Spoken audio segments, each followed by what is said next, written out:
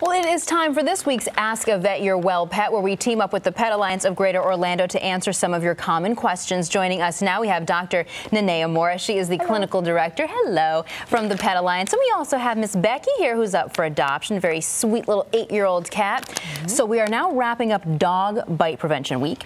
And now we want to talk, of course, about the things we have to be on the lookout for something we don't talk about as much, but cat bites. Yes, definitely.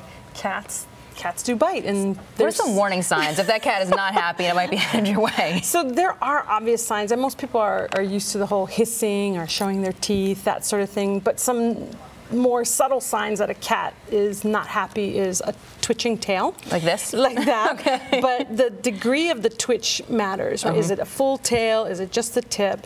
And she's doing fine right here, right now. We're eating. You can't be angry when you're eating. No. But erect ears and hunkering down can also be signs, and a stiff body. Okay. They show a stiff body. And a lot of cat owners will say, she's great, just don't touch her tummy. So they all have the special area that most of their owners know. Stay away from the back end, stay away from it.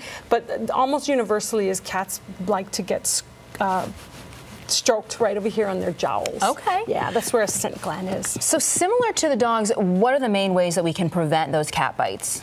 Well, the main way is to just be aware of what's going on with the cat. I always tell people, respect the cat's space, because a lot of times people want to engage them, and cats are very subtle in the way they observe things and look at the lay of the land. Yeah. But we will treat cats like dogs. Like we were talking about, the signs of an imminent bite would be hissing, growling.